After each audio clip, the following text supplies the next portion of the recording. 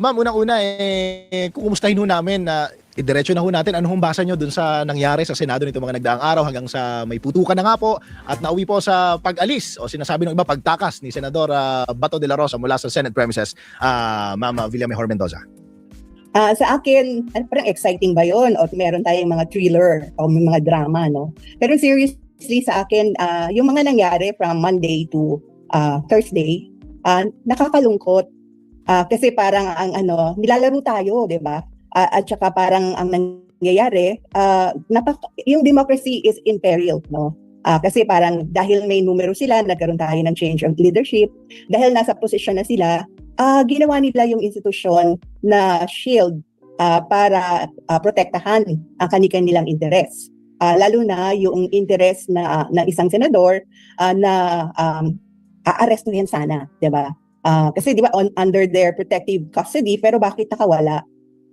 So sa akin parang malungkot 'yon. Kasi parang hindi tama, no? Pero yun nga, nangyari yun kasi nga they have the numbers at saka yun nga ang tingin nila sa sarili nila kapag mayroong posisyon, pwede na nilang gawin ang gusto nilang gawin. Topiko Supremo.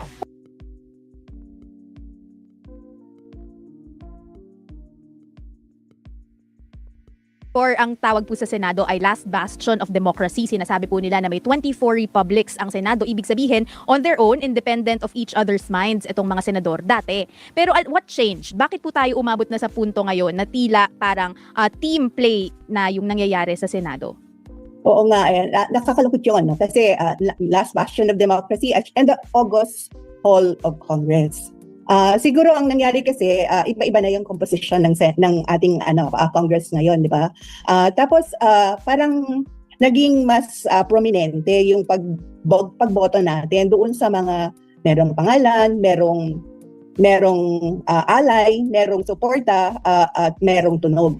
Hindi masyado nating naboto sana yung mga karapat-dapat. Kaya parang ang nangyayari ngayon lalo na sa Senado, parang nagkakanya-kanya. Yung sabi mo nga parang team na siya, no? So kung ano yung sinabi ng team o ano yung interest ng team, parang yun yung isinusulong nila at hindi yung para sa interest ng nakakarami. Ma'am, safe to say po ba, fair to say na baka kaya rin nagkaganito because before, decades ago, usually ang binoboto sa Senado ay mga legal luminaries. You have the likes of Miriam Defensor Santiago, halos abogado o kaya naman po ay eksperto sa isang larangan na kinakailangan sa paggawa ng batas. Safe to say po ba na kaya nagkakaganito ngayon dahil yung, as you mentioned, yung pagboto ng majority ay based na lang doon sa partisan politics instead na sa mismong kakayanan ng isang kandidato na gumawa at magsuri ng batas? May punto ka doon, Ma'am Kat. Pero yun nga, hindi lang dapat legal luminaries but eksperto sa kanilang mga profesyon. At ang pinaka-importante, merong puso para sa nakakarami. Meron siyang public service value kasi alam niya yung gagawin niyang mga legislation ay magkakaroon ng benepisyo yung mga tao. In addition, yung populism kasi sa atin na kasi kung sino yung popular, sino yung may performance politics, yun yung mga naghahari. Lalo na nung panahon ng former President Duterte, parang halos lahat ang gusto niya nangyayari.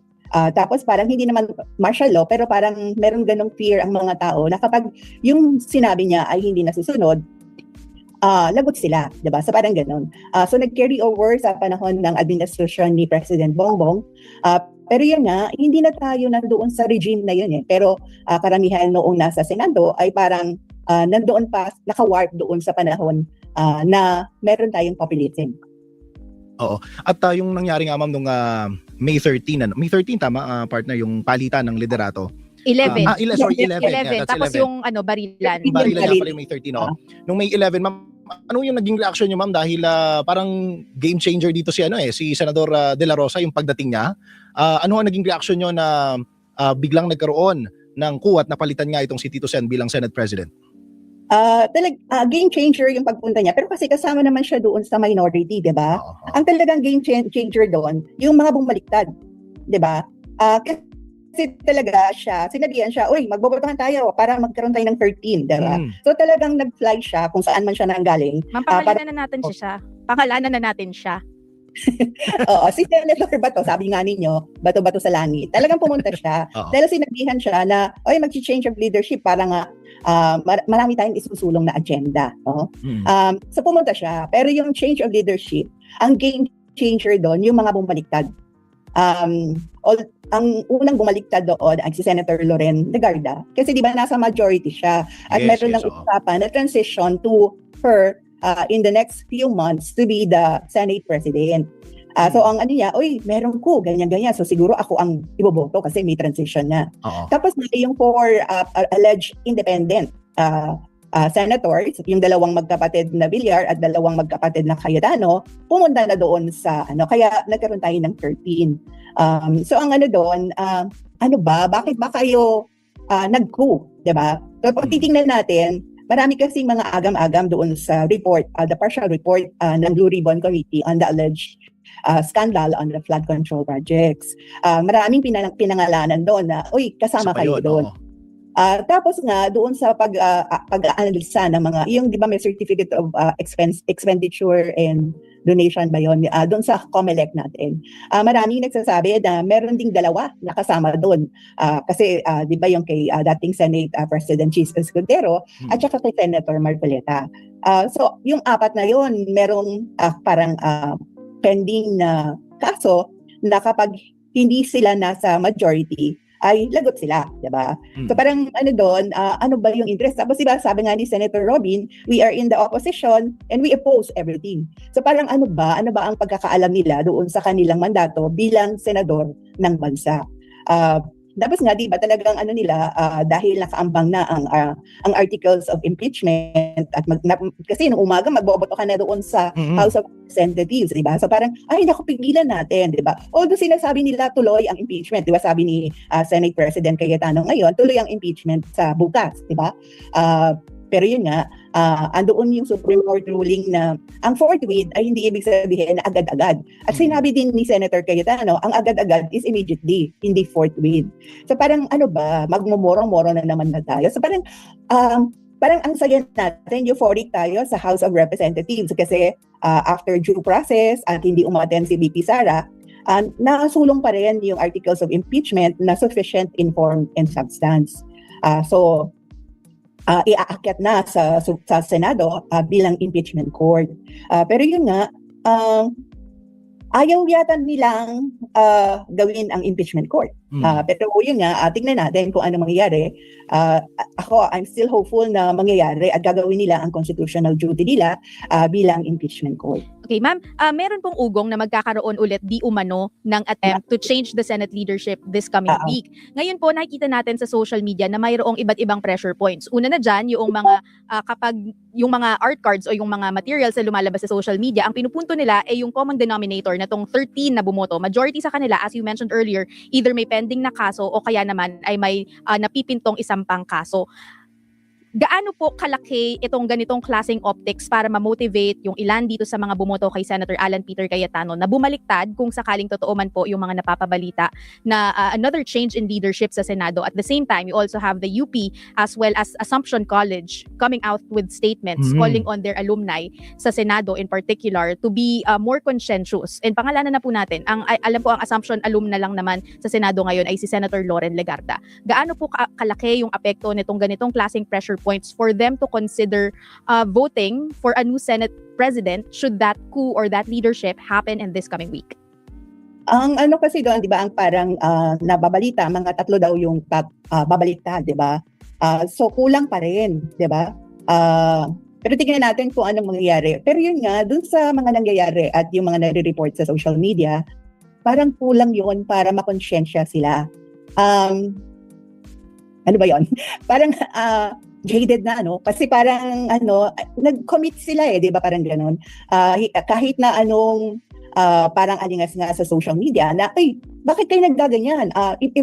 Irresponsible naman yung mga ginagawa niyo at kailangan magkaroon ng change of leadership. Tignan din natin kung magkakaroon ng change of leadership at makokonsensya yung new majority ngayon. Nakakalungkot kasi para sa akin, hindi sila babaliktad pero sana nga bumaliktad sila at makita nila talaga ano ba talaga ang mandato nila, ano yung role nila sa Senado o sa Kongreso. Oo. Din anong implication nito? Anong nakikita nyo rito? Dahil ayun nga, kung sakaling totoo at matuloy yung sinasabing palitan na naman ng liderato, hindi pa nga wala pang isang linggo, no? Mapapalitan na naman. So ano po ang implikasyon nito mismo sa Senado? At ano yung epekto nito sa appreciation sa kanila ng publiko? Yung kasi nangyari nitong nakaraang linggo, para kasing ano ba yun? Ginugolyo lang ba tayo? Nagdadrama-drama ba sila? So parang ang trust in the Senate as an institution ay medyo bumagsak, di ba? Although yun nga, parang ang tingin nila, ay mga bobo naman ang mga Pilipino, kahit naman anong drama, kakagatin nila, di ba? So ang ano dito, anong implikasyon nito? Kung magkakaroon ng change of leadership, maganda yon kasi, but yun nga, palaging kasi di ba, ang votation para sa change of leadership is a number. So, majority wins, di ba? Parang ganyan. So, parang ang nangyayari, hindi yung merits o yung mga parang benepisyo ng pag-change ng leadership ang kinoconsider, iba-iba yung kinoconsider. Kaya ang implikasyon nito, kapag ganyan pa rin ang mga tao sa Senado, baka patuloy na magkaroon ng loss of trust in the Senate ang mga tao. Pero yun nga, palagi nilang i-insist, hindi, we are a strong institution at yun nga, nung sabi ni Senate President APC, the Senate was at siege, di ba? So parang doon, kailangan protektahan yung institusyon. Pero yun nga, kapag ang mga namumuno ay hindi alam kung paano protektahan para ang trust ng mga tao. Kasi parang sa kanila, hindi kailangan yung trust ng mga tao. Sad to say, parang ang tinitingnan lang nila kung ano yung para sa kanila. Kaya ang implikasyon nito, kung patuloy na ganun ang mindset ng mga senators natin, it will be parang hindi maganda. Hindi naman doomsday, kaya lang the Senate will not be the August Hall of Congress that we know. It will not be the last bastion of democracy that we expect the Senate to be. Ma'am, last from my end, yung current alignment o yung current composition ng majority, sa tingin niyo ho ba factor doon sa pagpili ng mga senador kung saan silang kampo pupunta is the fact na si Vice President Sara Duterte na nanatiling frontrunner sa mga pre-election surveys for 2028 presidential elections compared to the administration na on its way out in about 2 years? Pero Ma'am Kat, yung ibang survey, medyo tumataas na si VP Sara at saka si Tulfo. Medyo, yung isang survey sa, WR or sa parang sa Okta ba yun? Parang ang survey nila medyo tumataas na.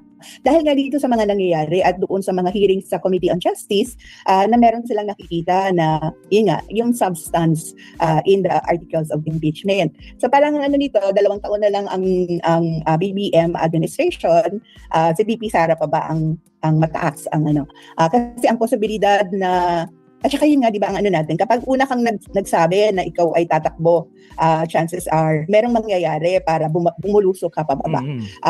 Hindi ko alam kung yun nga ang mangyayari, kasi 2 beses lang naman nangyari kay VP Binay at saka kay Senate Speaker Villar, di ba? So parang ganon, no? So ang dito, we cross our fingers na tingnan natin, baka naman, kasi di ba nung last election, nung midterm elections, may 35% vote na nag-swing para kay Senator Bam at saka kay Senator Kiko. Kasi di ba, 14-15 ang ranking nila before the elections. So ang dito, meron pa rin namang hope na may mangyayaring mas maganda para sa bansa. At kailangan nun, we remain vigilant, we remain parang assertive, na i-extract natin sa kanila ang accountability. Kasi as public servants, they have to serve the public and not their personal interests. Oo, ang ganda nun, ma'am, no? We have to serve the public. Dapat yun naman talaga. Pero mukhang kabaliktaran yung nangyayari ngayon. Pero ma'am, maisundot ko lang bago namin kayo bitawan. Naniniwala ho ba kayo dahil ang sinasabi ng bagong majority ngayon, lalo na ni Senate President Alan Peter Cayetano, walang kinalaman sa impeachment ni Vice President Sara Duterte yung nangyaring palitan ng liderato. Kayo ho, ma'am, anong basa nyo rito? Hindi totoo yun. Hindi ho totoo yun para sa inyo.